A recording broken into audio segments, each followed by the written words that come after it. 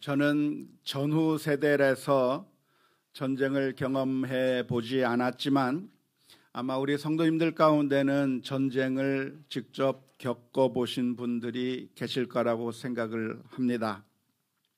6.25 전쟁을 겪어보셨든지 아니면 월남전에 참여해서 전쟁의 그 참혹한 상황을 경험해 보신 분이 있을 거라고 생각이 드는데요. 그 전쟁을 경험하신 분들은 전쟁이야말로 인간성을 말살해 버리는 아주 무서운 것이라고 하는 것을 생생하게 실감하셨을 거라고 생각을 합니다. 다행히 우리나라는 지금까지 휴전 상태이기는 하지만 직접적으로 전쟁이 벌어지고 있지 않은 비교적 안전한 나라에 우리가 살고 있다고 하는 것이 얼마나 감사한 일인지 모릅니다. 그런데 미국이라고 하는 나라는 전 세계의 분쟁 지역에 군대를 파견하고 있어서 실제로 전쟁이 끊이지 않는 나라가 미국입니다. 대부분들의 시민들이야 전쟁 본토에서 전쟁이 일어나고 있지 않기 때문에 전쟁을 실감하지 못하지만 미군들이 전 세계의 분쟁 지역에서 전투에 참여를 하고 그리고 그 참여한 군인들이 퇴역한 군인들도 있고 전쟁 가운데서 다쳐서 할 수 없이 이제는 더 이상 군인의 역할을 할 수 없는 그런 부상을 당한 상위 군인들이 많이 돌아오는 것을 볼 수가 있는데요.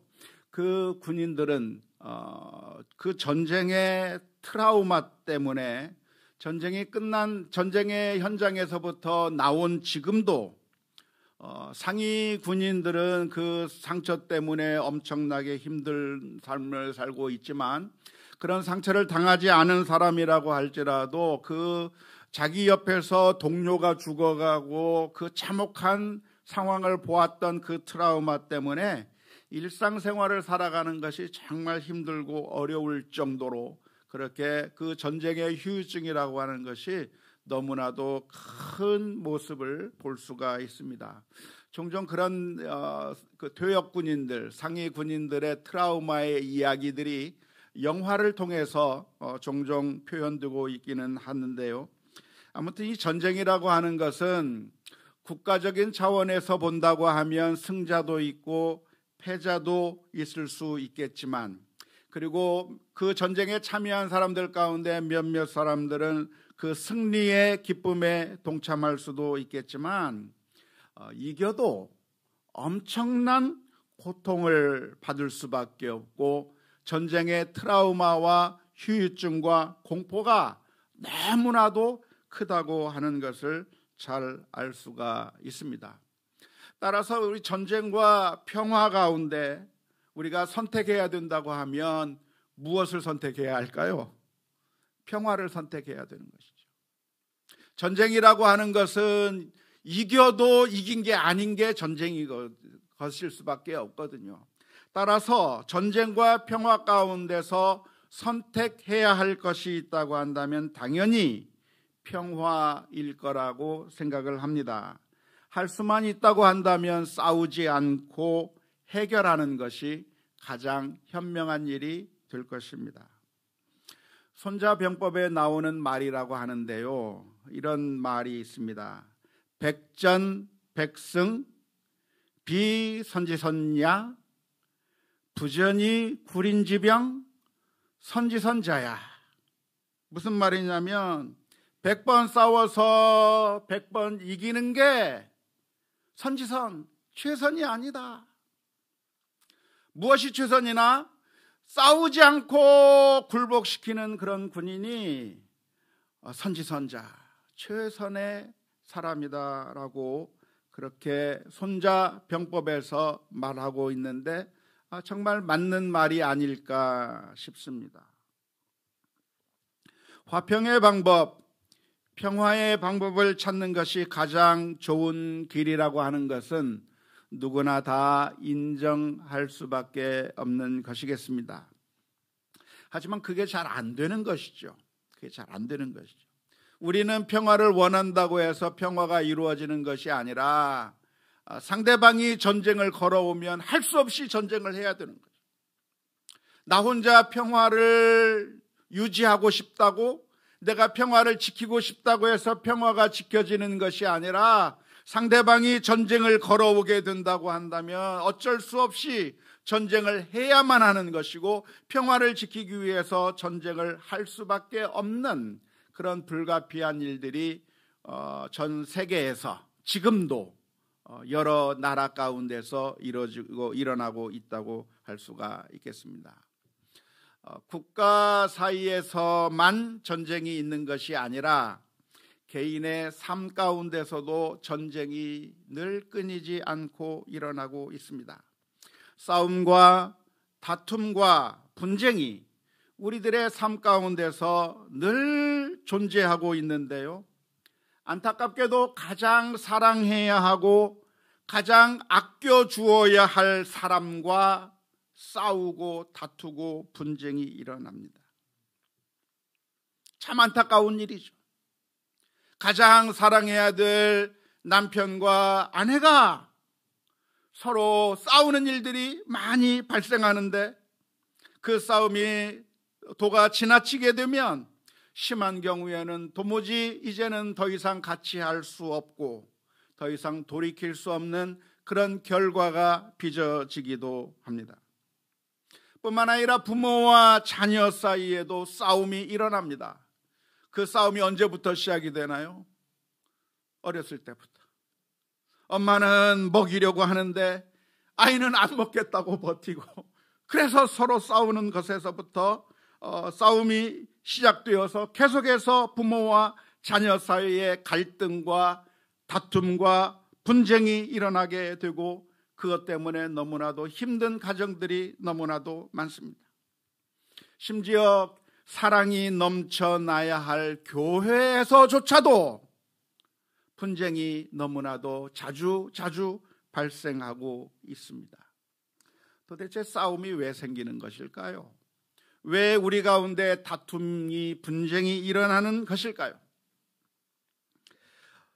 국가 간의 전쟁에 승자나 패자나 할 것 없이 엄청난 파괴를 가져오고 수많은 피해자들을 만들어낼 뿐만 아니라 수많은 고통을 가져다 주는 것과 마찬가지로 개인에게서 일어나는 싸움, 가정에게서 일어나는 싸움, 그리고 교회와 사회에서 발생하는 그런 모든 싸움들도 알고 보면 결국은 승자가 없는 싸움이고 모두가 다 패자가 될 수밖에 없는 것인데, 결과가 뻔한, 모두가 다 지는 것일 수밖에 없는 싸움일 수밖에 없는 것인데, 왜 우리들의 삶 가운데서는 싸움이 끊이지 않고 계속해서 갈등이 일어나고 아픔과 싸움들이 끊이지 않는 그 이유가 무엇이겠습니까? 그 이유는 아주 간단합니다. 우리 가운데 싸움이 있는 이유는 우리가 죄인이기 때문에 그렇습니다.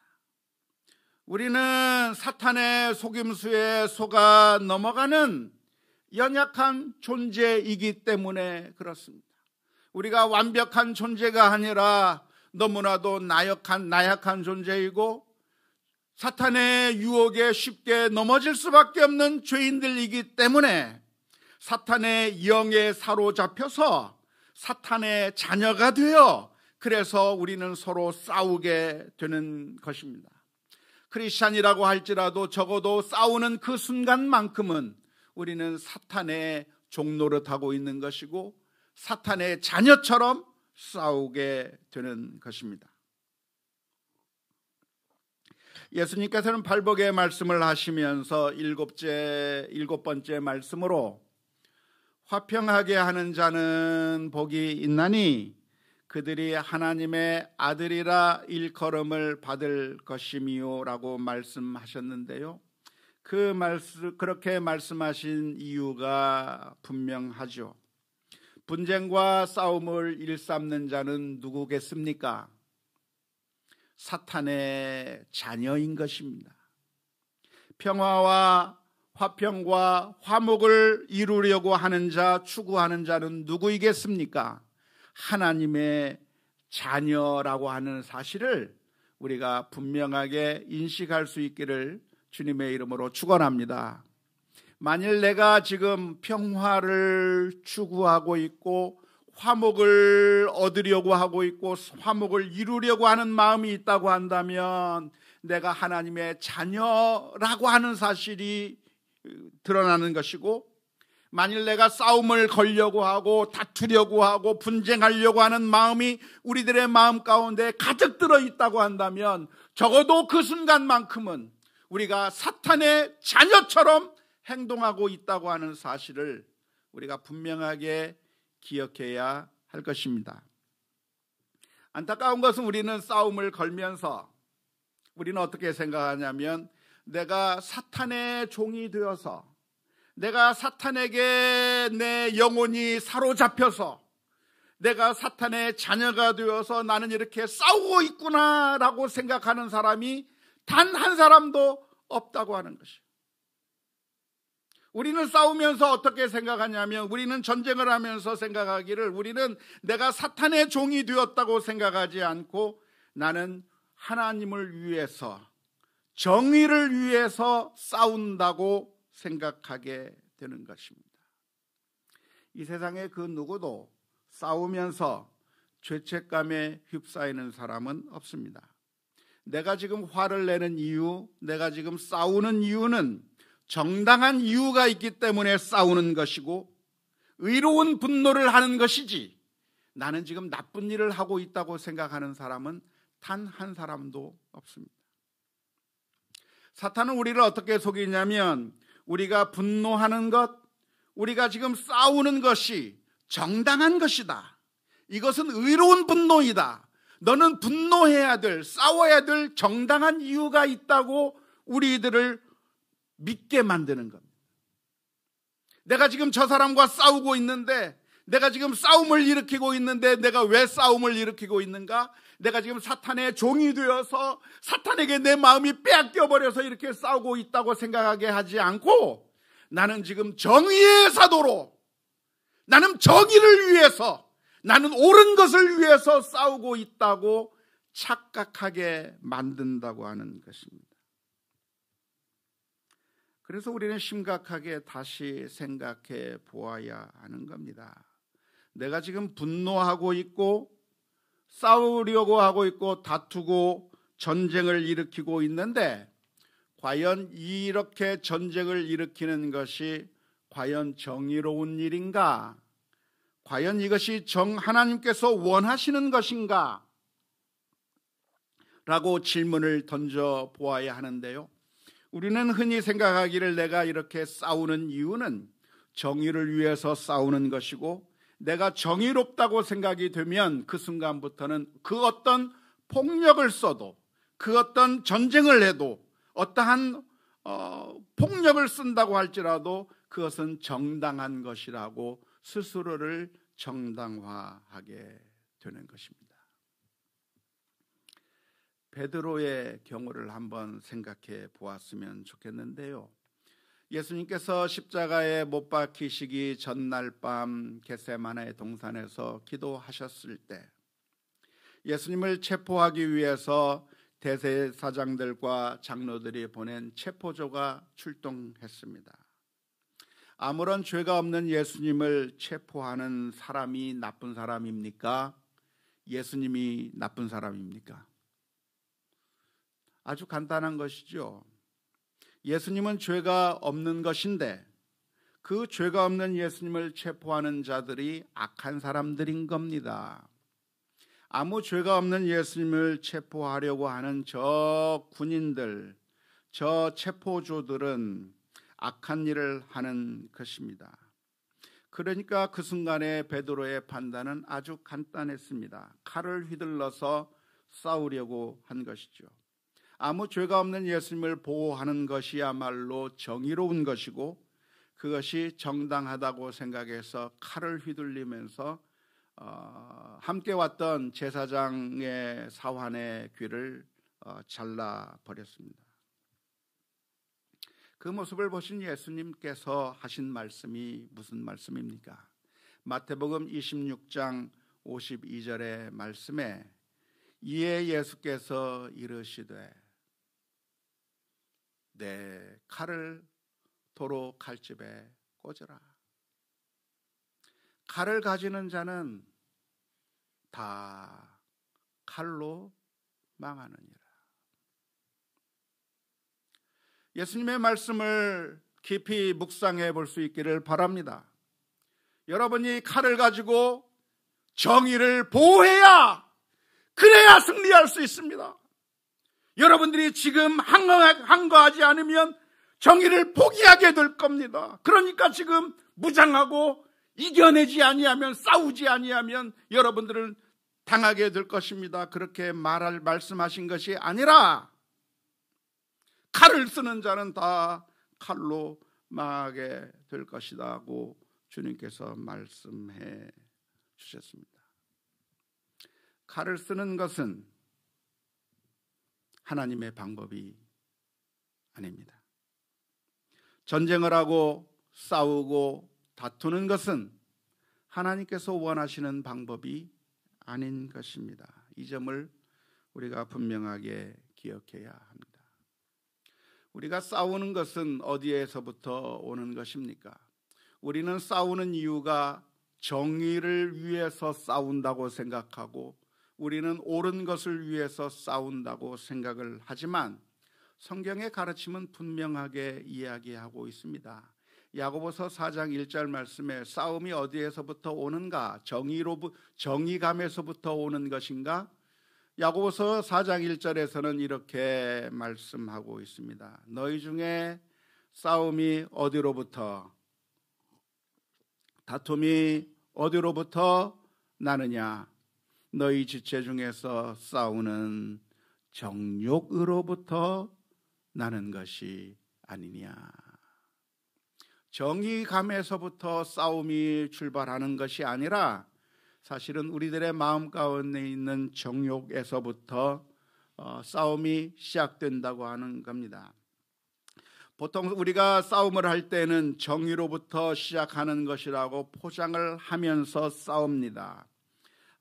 그렇게 포장해야만 내가 싸울 수 있는 정당성이 확보되기 때문에 그렇습니다. 하지만 분명하게 성경은 가르쳐 주고 있는 것입니다.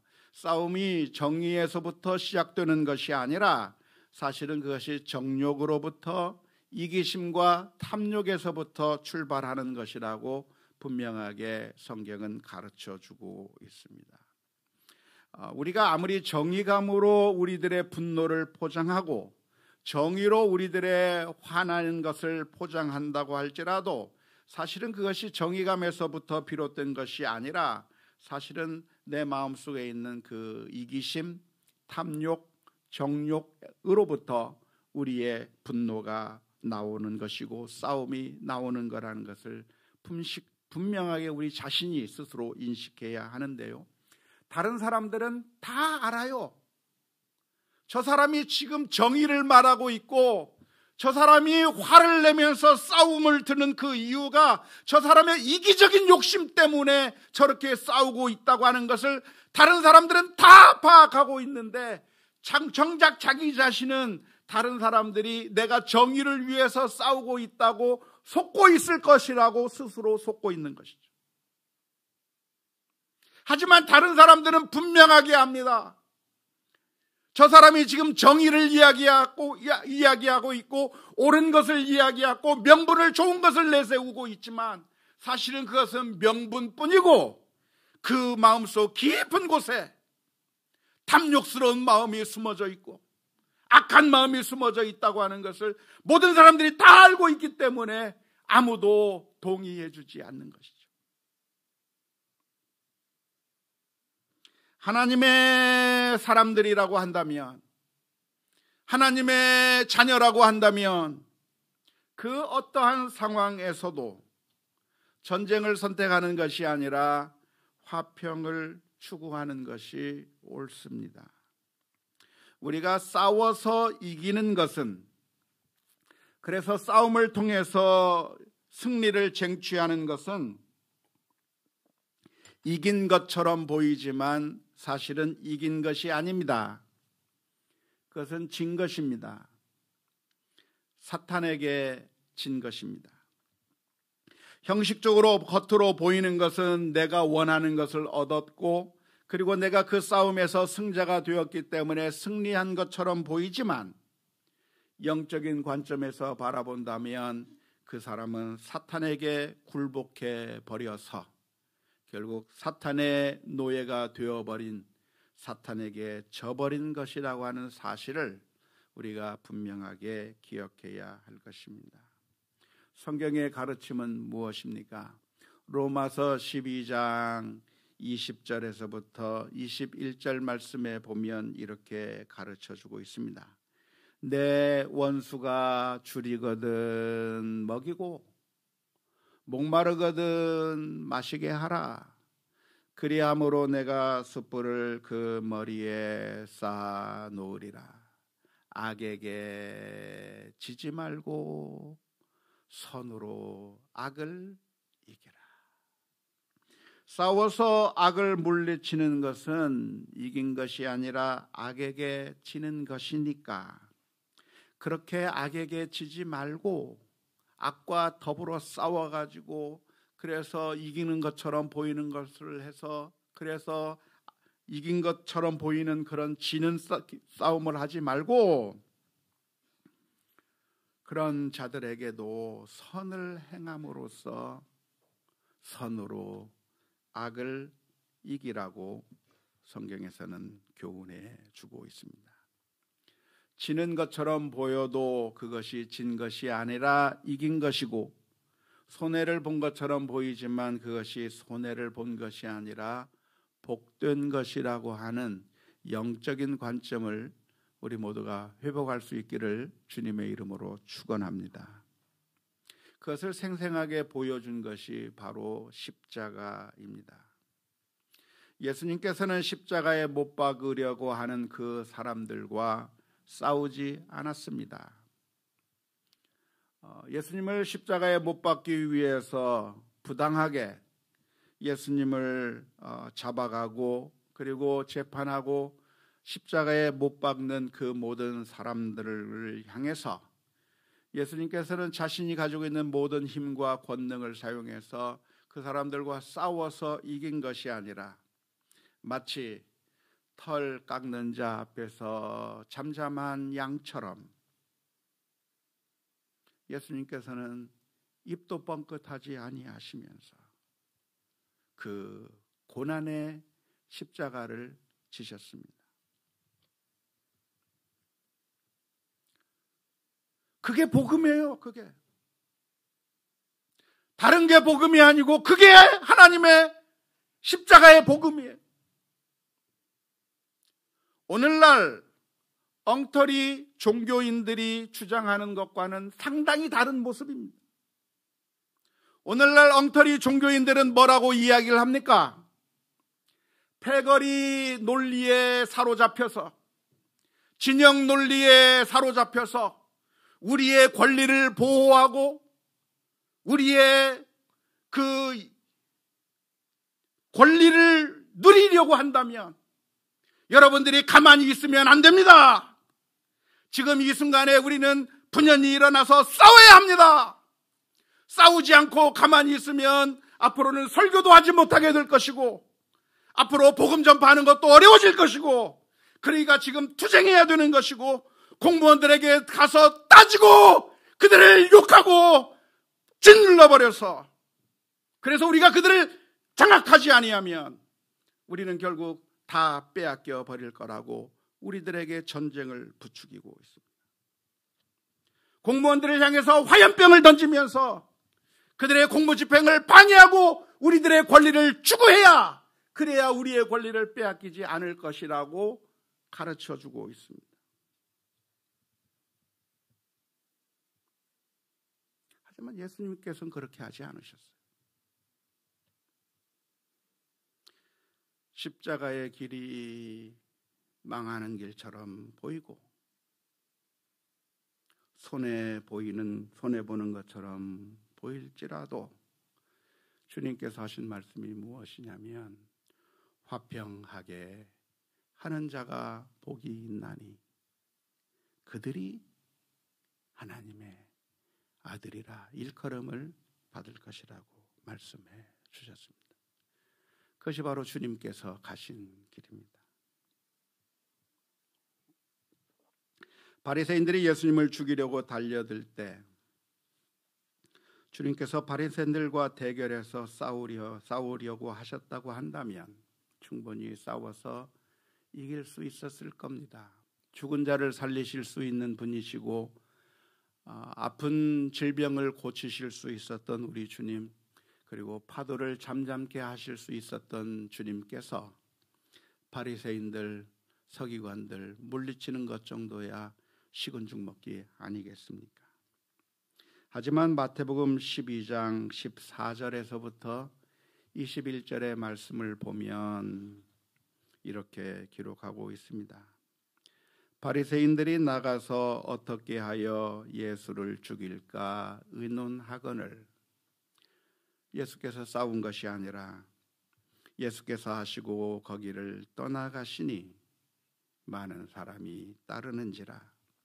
예수께서 그들의 병을 다 고치시고 자기를 나타내지 말라 경고하셨으니 이는 선지자 이사야를 통하여 말씀하신 바 보라 내가 택한 종 곧 내 마음에 기뻐하는 바 내 사랑하는 자로다.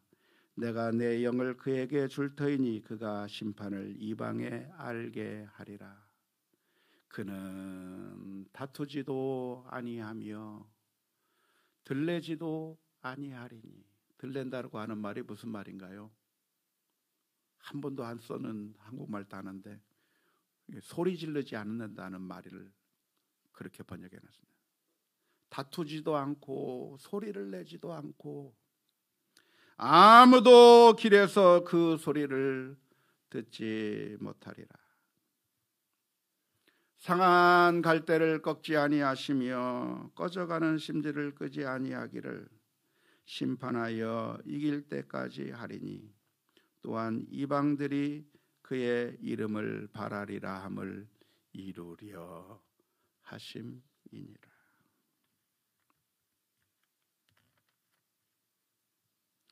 그래서 예수님께서 지신 것이 아니라 예수님께서 십자가에 못 박혔으나 부활하셨고 그래서 죽음의 권세를 물리치셔서 결국에는 승리하셨다고 하는 그 사실을 우리가 항상 기억할 수 있기를 주님의 이름으로 축원합니다. 오해하지 마십시오. 그러니까 악이 판치고 있는데도 그냥 잠잠해야 하고 현실에 안주하기만 해도 괜찮다고 말씀드리는 것이 결단코 아닙니다. 변화를 위한 시도를 하지 말아야 한다고 말씀드리는 것이 결단코 아닙니다. 참된 화평, 참된 평화가 무엇인가? 그것은 참된 평화, 히브리어로 샬롬이라고 이야기하는데요. 참된 샬롬이 무엇인가? 참된 평화, 참된 화평이 무엇이냐면 그냥 잔잔한 것만을 가리키지 않습니다. 샬롬은 그냥 잔잔한 것을 가리키는 것이 아니라 정의가 회복된 상태를 가리켜서 샬롬이라고 말합니다. 비유하자면 웅덩이에 고인 물은 잔잔하지만 그러나 움직이지 않기 때문에 썩어 있는 물입니다. 그 안에서는 아무것도 살 수가 없고 물고기가 살 수가 없습니다.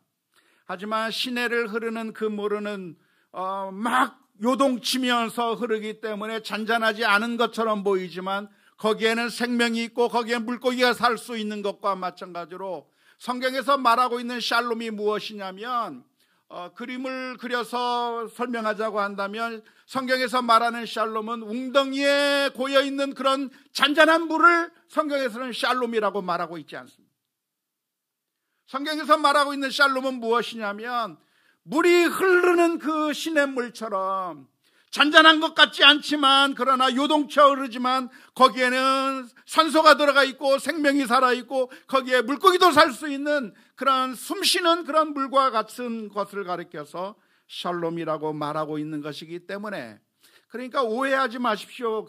화평을 추구한다고 하는 것은, 그러니까 이 세상이 썩어 문드러지고 불의가 판을 치고 악한 사람들이 이 세상을 장악하고 있음에도 불구하고 그냥 순응하면서 그냥 아무런 그것을 바로 잡으려고 하는 그런 시도를 하지 않고 그냥 지내는 것이 괜찮다고 말씀드리는 것이 아닙니다. 참된 샬롬은 잘못된 것을 바로 잡고 죽어 있는 것을 살리고, 그래서 평화가 되는 것이죠. 우리 가정에서도 그냥 말 안 하고 분쟁 소리가 안 지르고 그냥 가만히 있으면 되는 것이 아니라, 그냥 그 상태 그대로 있는 것이 아니라 잘못된 것은 바로잡고 사랑의 관계가 회복되고, 그래서 따뜻한 애정이 넘치는 그런 행복한 가정으로 변화되어야 그것이 참된 화평인 것이지, 불만이, 자녀들도 불만이 있고 남편도 불만이 있고 아내도 불만이 있는데 그저 말만 안 하고 싸우지만 않는 그 상태가 화평이라고 말할 수는 없을 것입니다. 그런데 이것을 추구함에 있어서 우리는 균형을 잡아야 하는데요, 이게 쉽지가 않은 것이죠. 우리는 정의를 추구한다고 하는 것이 결국은 폭력적으로 되기가 쉽고, 우리는 평화를 추구한다고 하는 것이 불의 앞에서 무기력해지기가 쉽습니다. 양쪽 극단으로만 가는 것이죠. 성경에서 원하는 것이 있다고 한다면, 하나님께서 우리에게 요구하시는 것이 있다고 한다면 정의로우면서도 평화를 추구하는 것을 우리에게 요구하시는 것입니다. 그 실제적으로 어떻게 할 것이냐? 그건 숙제예요. 저도 몰라요. 우리들의 삶 가운데서 어떻게 잘못된 것을 바로 잡으면서도 그리고 평화를 유지할 수 있는 그 방법이 무엇일까? 그게 너무너무 힘들어요. 우리는 정의를 위한다고 하면 금세 폭력적이 돼버려서, 그래서 말 안 듣는 아이를 때리기도 하고, 그래서 결국 죽이기도 하고. 그런데 평화의 방법을 쓰자고 한다면 아이들이 잘못된 길로 가고 있음에도 불구하고 속수무책으로 그냥 아이들이 가는 그것을 손도 대지 못하게 되는 양극단만 있을 뿐, 정말 바른 길로 가게 하면서도 화평의 방법, 샬롬을 찾으려고 하는 그것이 쉽지 않은 것이고, 그것은 우리에게 주어진 숙제인 것이죠. 그것이 답이 쉽지 않기 때문에, 그래서 오늘 저와 여러분들은 주님 앞에 나아갈 필요가 더더욱 있습니다. 우리는 화평을 추구하기보다는 자꾸만 싸움을 선택하는 경향이 있고, 더 나아가서 우리는 죄성으로 가득한 사람들이어서 정말 참된 길을 가기보다는 양극단으로 인해 흘러버리는 그런 사람들이기 때문에, 가장 흔하게는 정의를 추구한다고 하면서 옳은 것을 선택한다고 하면서 쉽게 분노해버리고 싸움으로 들어가 버리는 연약한 존재들이기 때문에, 그래서 우리는 예수님이 늘 필요합니다. 우리가 실수하고 넘어질 때마다, 내가 분노하고 화를 내고 싸우는 그런 사탄에 사로잡힌 모습을 보일 때마다 우리는 예수 그리스도의 십자가 앞에 다시 나아가 회개하며 하나님 앞에 용서를 구해야 할 것이고, 뿐만 아니라 우리들에게 지혜를 주셔서 이런 상황 가운데서도 하나님의 뜻을 구하며 또한 하나님의 방법으로 이 모든 것들을 잘 감당해 나갈 수 있도록 하나님께서 은혜를 주시라고, 주여 나를 평화의 도구가 되게 해 주옵소서.